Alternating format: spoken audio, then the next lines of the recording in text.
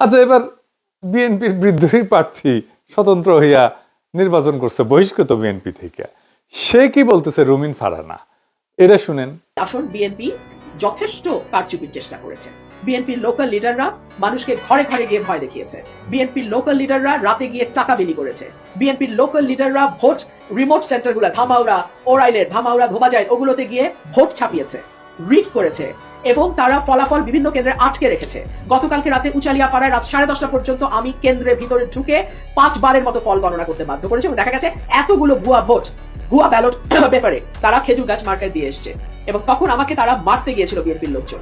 সেনাবাহিনী গিয়ে পরিস্থিতি নিয়ন্ত্রণে আনে। প্রশাসন অসম্ভব রকম বায়াসড ছিল আমাদের প্রতি, পদে পদে তারা থামানোর চেষ্টা করেছে, হেনস্থা করার চেষ্টা করেছে। ইভেন প্রশাসন আগের দিন, ভোটের আগের দিন চেয়ারম্যানদের ডেকে নিয়ে গিয়ে বলেছে যে আপনারা তো আমাদের লোক, আপনারা বুঝে ভোট দিয়েন। সো এরকম দুষ্টামি প্রশাসন করেছে এবং আমি বলবো যে এই যে পলিটিশিয়ানদের তাচ্ছিল্য করা, এটা হচ্ছে গত 15 বছরের সংস্কৃতি। কারণ প্রশাসনের উপর নির্ভর করে গত 15 বছর সরকার চলেছে। কোনো পলিটিশিয়ান নিজের জনপ্রিয়তায় জিতে আসতে পারে নাই। সো প্রশাসনের মজ্জায় ঢুকে গেছে যে দে আর অল ইন অল। শুনেছেন? এবার দেখেন এনসিপির আক্তার কি বলে। মানে আক্তারের ওইখানে এনসিপির নেতা কর্মীদের মাইরা শেষ করে দিচ্ছে, শোনেন। যা ঘটছে তার দায়ভার তারেক রহমানকে নিতে হবে। আমার এখানে যে কয়েকজন মানুষের বাড়িঘর ভেঙে দেওয়া হয়েছে, যতগুলো স্বর্ণলংকার টাকা পয়সা লুট করা হয়েছে, যতজন মানুষের মাথা ফাটানো হয়েছে, মোটরসাইকেল করে ভেঙে দেওয়া হয়েছে, হারা গেছে আমার পার্টি অফিসটা তারা ভেঙে দিয়েছে। এটাই হচ্ছে বিএনপির তারা ক্ষমতায় পাওয়ার মাত্রই এখনো পর্যন্ত তারা শপথ নেয় নাই, শপথ নেওয়ার আগেই তারা এইসব শুরু করে দিয়েছে।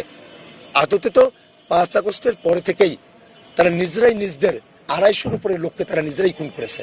অন্য দলের লোককে খুন করতে তাদের ভাববে না।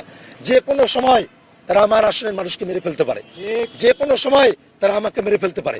এই ধরনের পরিস্থিতি তারা তৈরি করে রেখেছে। আমি ভয় পাই না, জানের মায়া আমি করি না। শুনেছেন? নেতা কর্মীদের পেটানো হইতেছে, বাড়িঘর ভেঙে দেওয়া হইতেছে, লুটপাট করা হইতেছে। এই হইতেছে বিএনপির বিজয় উদযাপন। তারেক রহমানের চাকর বাকরেরা এখন জুলুমের লাইসেন্স পেয়ে গেছে। মারহাবা। এই আপনার নতুন বাংলাদেশ স্যার। হ্যাঁ, এই নতুন বাংলাদেশ আপনি উপহার দিয়ে যাইতেছেন।